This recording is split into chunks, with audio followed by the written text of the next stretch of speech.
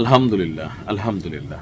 খুবই ভালো একটা সংবাদ নিয়ে আসছি, শেয়ার করবেন। আমি চাই ইরানের নিউজগুলা, বাংলাদেশের অনেক মানুষ ইরান সম্পর্কে ভালো জানতেন না। আমি গত 2 থেকে 3 বছর এই নিউজগুলো করছি, আপনাদের কাছে যাচ্ছে, অনেকেই পছন্দ করছেন। কারণ আমি চাই তো, ভাল লাগে তো একটা মুসলিম রাষ্ট্র এই লেভেলে কন্ট্রোলিং করে পশ্চিমাদের সাথে, আমার কাছে ভাল লাগে, সে কারণে আমি নিউজগুলা করি। বাংলাদেশে একটা কথা প্রায় শোনেন, জনগণ ক্ষমতার উৎস। এটা আমরা শুধু সরকার পতনের সময় দেখি।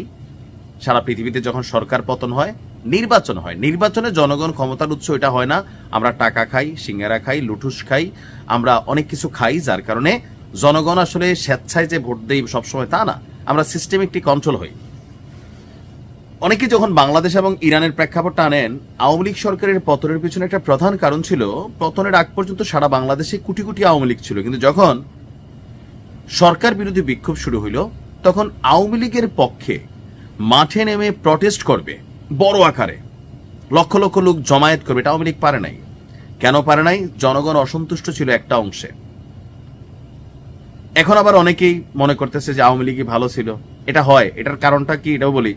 একটা সরকার যখন টানা ক্ষমতায় থাকে, যেই সরকার, এই যে আজকে বিএনপির খুব ফেরেস্তা মনে হচ্ছে, কিন্তু বিএনপি তো 2008-9 বিএনপি হারছে না, ভালো হারছে। কেন হারছে? যখন আপনি রানিং ক্ষমতা থাকবেন, আপনার দোষটাই তো চোখে পড়বে, মনে হবে আগেরটা ভালো ছিল। এটার মেনটা হচ্ছে যে আমরা ভালো হয়ে যাচ্ছি তা না, আপনি মনে করতেছেন নাইমের বিপরীতে শাইম ভালো, আবার শাইম বসলে শাইমের বিপরীতে নাইম ভালো। কারণ কোথাও না কোথাও আমরা কেউই ভালো না, তবে আমরা ভালোটা চাই, সবাই পরিবর্তন হোক, দেশের জন্য দরকার। আজকে ইরানের রাজধানী তেহরানে হাজার হাজার লক্ষ লক্ষ মানুষ রাজপথে নেমে আসছে, আর তাদের নেতৃত্ব দিচ্ছে কে জানেন? পাটা লাগে বুকের, এটা হচ্ছে ইরানের প্রেসিডেন্ট মাসুদ পেজেশকিয়ান।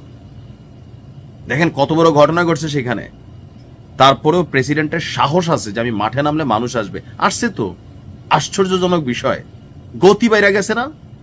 অবশ্যই পারছে। এই সরকারপন্থীকে একটা টিম আছে না, আওয়ামী লীগ সরকার মধ্যে আওয়ামী লীগের নেতাকর্মীরা ছিল না, তো তারা কেন সাহস পেল না? কারণ নেতাই তো নাই।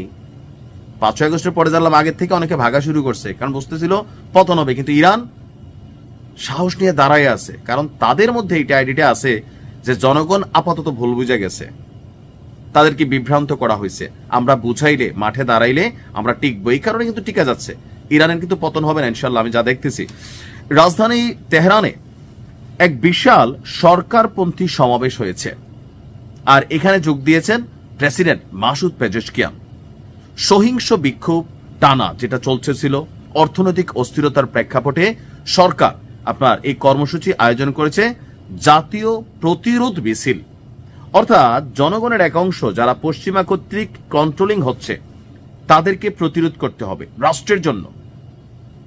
বাংলাদেশে আওয়ামী লীগ গেলে বিএনপি আসবে, সার্বভৌমত্বে হুমকি হবে না। কিন্তু ইরানে সরকার পতন হইলে আমেরিকা খেলবে, দুষ্টপুত্র খেলবে, পশ্চিমারা খেলবে।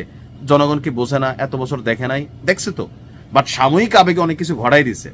এই কারণেই জাতীয় প্রতিরোধ মিছিল তারা আয়োজন করছে, এবং সফল হইতেছে। আল জাজিরা বলছে ইরানের বিভিন্ন শহরে, যে শহরগুলোতে আন্দোলন ছড়িয়ে পড়ছিল, সেই শহরে সরকারপন্থীরা সমাবেশ শুরু করেছেন, এমনকি মানুষ জড়ো হচ্ছে। রাষ্ট্রীয় সংবাদ মাধ্যম প্রচারিত ভিডিওতে দেখা যায় তেহরানে এক বড় সমাবেশে মানুষের ব্যাপক উপস্থিতি।